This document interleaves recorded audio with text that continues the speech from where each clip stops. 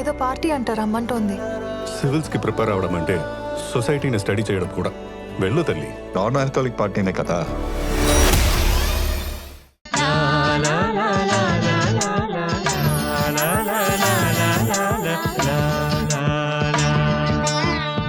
మా ఇంట్లో అందరి మన్ననలు పొందాం, కానీ ఇక మీదట నువ్వు భూమి దగ్గర ఉండడం మాకెవ్వరికీ ఇష్టం లేదు.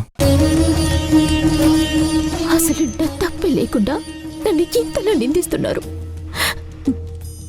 నా మీద ప్రతి ఒక్కరూ ఎన్ని మాటలు అంటున్నారు.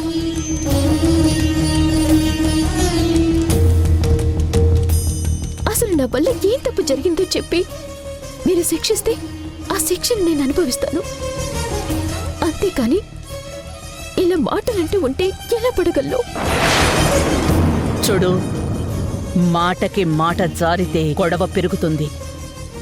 నేను నిన్ను కొట్టింది నీ మీద పగతో కాదు, దాని వెనక మాకున్న బాధతో. ఇక నీతో మాటలనవసరం. మా ఇంటి మనిషి గురించి మేం ఆలోచించుకోగలం.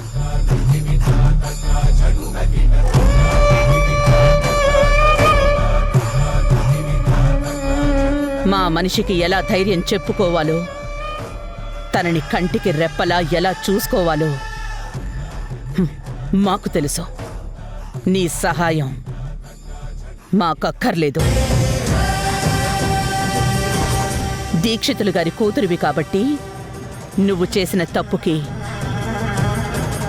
ఒక్క దెబ్బ కొట్టి సరిపెట్టాను. అదే ఇంకొకరైతే ధర్మపీఠం ముందు నిలబెట్టి 100 కొరడా దెబ్బలు కొట్టించి ఒళ్ళంతా చీల్చేసుండేదాన్ని.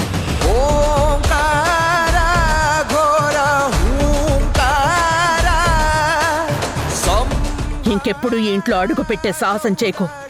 వెళ్ళు, వెళ్ళు.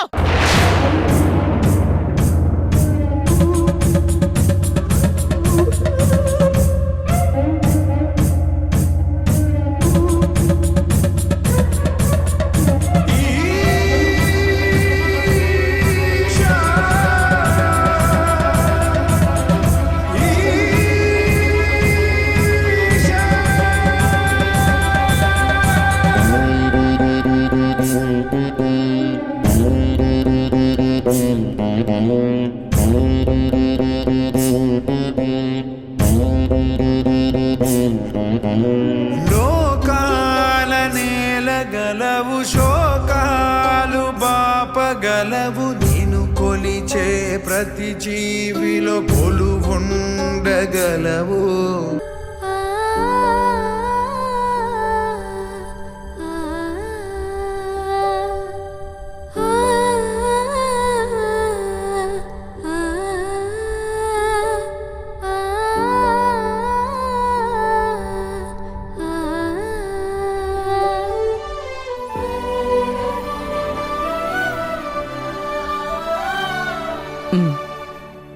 పెద్దమ్మా, మిమ్మల్ని ఒక మాట అడగొచ్చా?